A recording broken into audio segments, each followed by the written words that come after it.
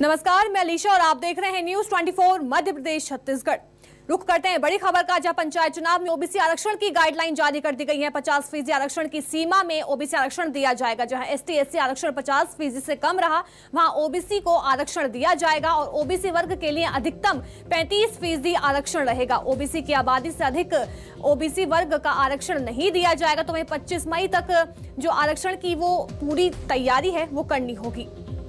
पंचायत विभाग ने कलेक्टर को भी गाइडलाइन भेज दी है।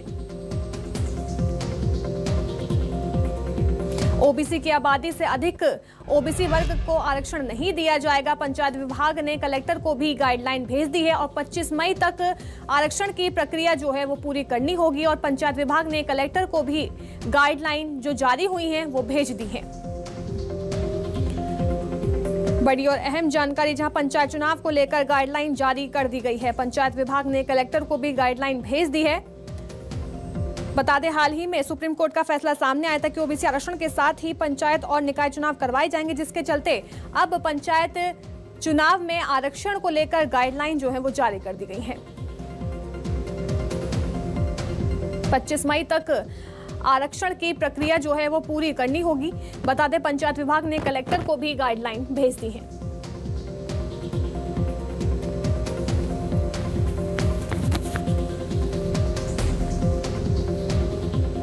पंचायत विभाग ने कलेक्टर को भी गाइडलाइन भेज दी है। बड़ी और अहम जानकारी बता रहे हैं, जहां पंचायत चुनाव में ओबीसी आरक्षण की गाइडलाइन जारी कर दी गई है। 50% आरक्षण की सीमा में ओबीसी आरक्षण दिया जाएगा। जहां एससी एसटी आरक्षण 50% से कम, वहां ओबीसी को आरक्षण दिया जाएगा। ओबीसी वर्ग के लिए अधिकतम 35% आरक्षण रखा गया है। ओबीसी की आबादी से अधिक ओबीसी वर्ग को आरक्षण नहीं दिया जाएगा। तो वहीं 25 मई तक आरक्षण की प्रक्रिया जो है वो पूरी करनी होगी। हालांकि पंचायत विभाग ने कलेक्टर को भी गाइडलाइन भेज दी है।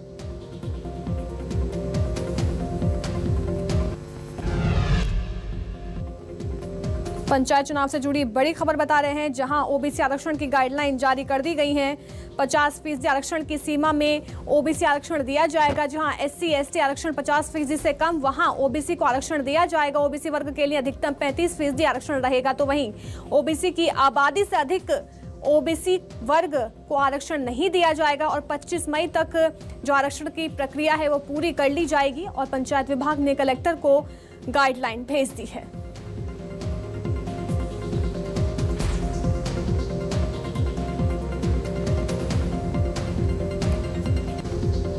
मेरे सहयोगी राकेश चतुर्वेदी हमारे साथ भोपाल से लाइव जुड़ गए हैं। राकेश जी, पंचायत चुनाव में ओबीसी आरक्षण की गाइडलाइन जारी कर दी गई है, क्या कुछ ज्यादा जानकारी इस पूरे मामले को लेकर?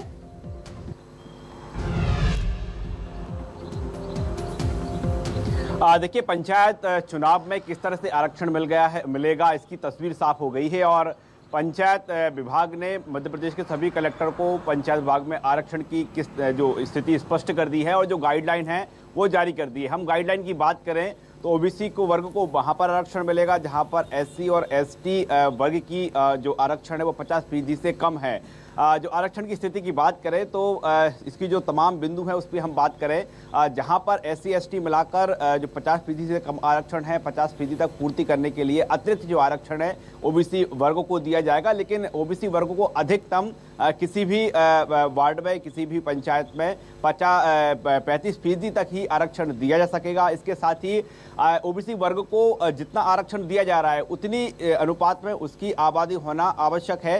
यानी हम समझे, यदि ओबीसी वर्ग को कहीं पर 10% या 20% आरक्षण दिया जा रहा है तो इतने अनुपात में वहां पर उस वर्ग की आबादी होना चाहिए। ये जो पंचायत विभाग की है बेसिक गाइडलाइन है। गाइडलाइन की बात करें सभी कलेक्टर को जारी कर दी गई है। और इसके साथ ही अब हम कह सकते हैं कि पंचायतों में आरक्षण प्रक्रिया है वो शुरू होगी और ये स्थिति साफ हो चुकी है। दरअसल जो गाइडलाइन जारी की गई है उसमें सुप्रीम कोर्ट का हवाला है और ये कहा गया है कि जो आरक्षण की अधिकतम स्थिति है वो 50% हो सकती है किसी भी पंचायत में। ये जो आरक्षण है ये जो ग्राम पंचायत से लेकर जिला पंचायत स्तर पर जो आरक्षण होना है उसको लेकर जो गाइडलाइन जारी हो चुकी है और हम कह सकते हैं कि अब तमाम जो पंचायत है वहां पर आरक्षण की प्रक्रिया शुरू हो जाएगी। जी बिल्कुल राकेश जी, मैंने आगे भी आपसे खबरों पर लगातार हम अपडेट लेते रहेंगे।